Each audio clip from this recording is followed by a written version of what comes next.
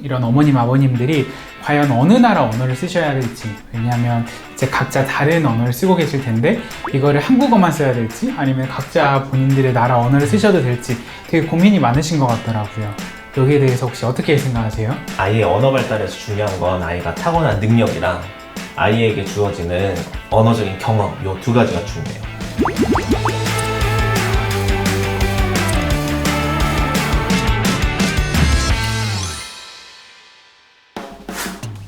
발달하면 겨울이 수학과. 안녕하세요, 도스입니다. 안녕하세요, 우쌤입니다. 오늘은 다문화 가정, 다문화 결혼에 대해서 이야기를 한번 해보려고 하는데요. 우리나라에서도 전체 비율 중에 7.7%가 다문화 결혼이라고 하고 출생하는 아이들 중에 5.5% 정도가 다문화 출생이라고 해요. 이런 어머님, 아버님들이 과연 어느 나라 언어를 쓰셔야 될지, 왜냐하면 이제 각자 다른 언어를 쓰고 계실 텐데 이거를 한국어만 써야 될지 아니면 각자 본인들의 나라 언어를 쓰셔도 될지 되게 고민이 많으신 것 같더라고요. 여기에 대해서 혹시 어떻게 생각하세요? 답이 정말 간단하거든요. 그냥 고민하지 않으시고 엄마 아빠가 편하신 대로 하시면 돼요. 대답이 약간 너무 성의 없다고 생각하실 수 있는데 정성 조금만 넣어서 조금 더 자세하게 설명드리면은, 만약에 아빠가 한국인이고 그리고 아내분이 만약에 독일인이다 라고 한다면 아빠는 아이에게 주로 한국어를 사용해 주시면 되고 엄마는 아이에게 주로 독일어를 사용해 주시면 돼요. 아이의 언어 발달에서 중요한 건 아이가 타고난 능력이랑 아이에게 주어지는 언어적인 경험, 이 두 가지가 중요해요.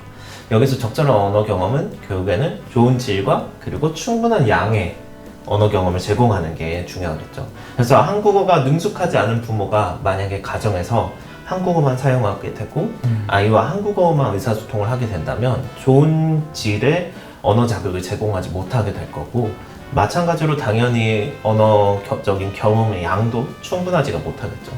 따라서 부모가 가장 잘하는 언어로 아이와 의사소통을 해주는 거, 이게 가장 건강하고 좋은 질이고 그리고 충분한 양의 언어를 제공해 주는 거예요. 여기에서 의사소통은 우리가 갓난아이한테 아구 이뻐, 뭐 아이고 좋아, 맘마 이런 거 해주잖아요. 이런 것도 다 포함돼요.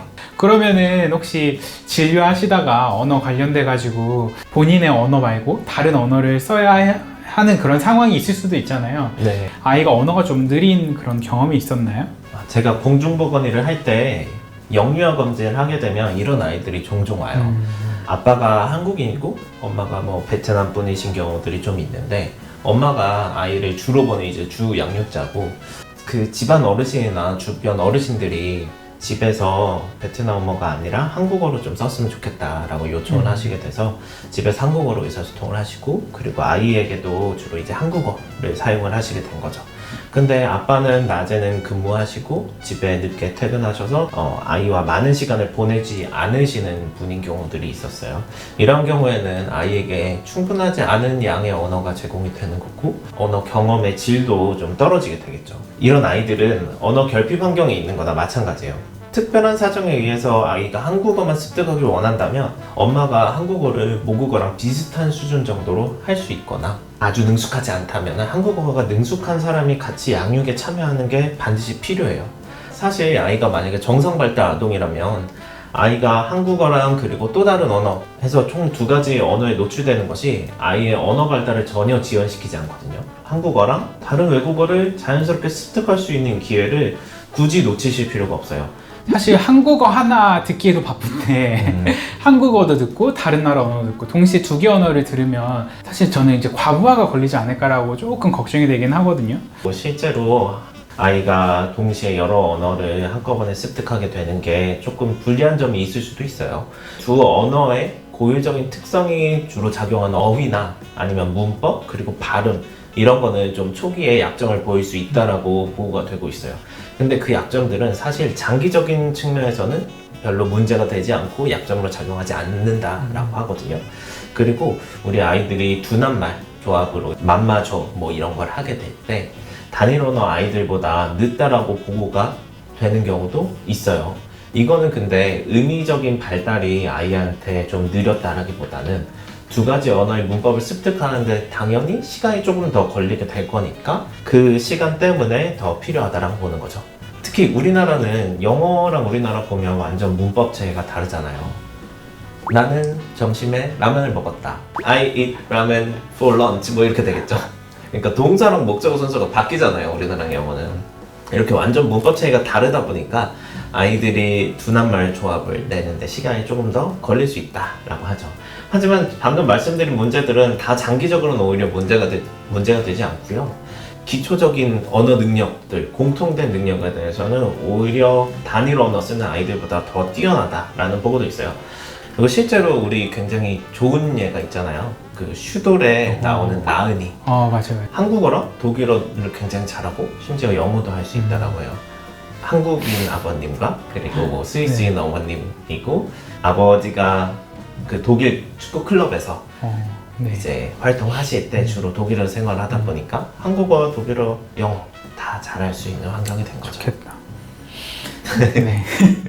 근데 한 가지 더 말씀드릴 거는 이렇게 두 가지 언어를 아이가 동시에 노출해서 그 두 가지 언어를 다 잘하는 중에 아이가 만약에 학령기가 되게 되면 반이중 언어 현상이라고 해서 한쪽 언어가 결국에는 우세해지는 현상이 생기게 될 거예요.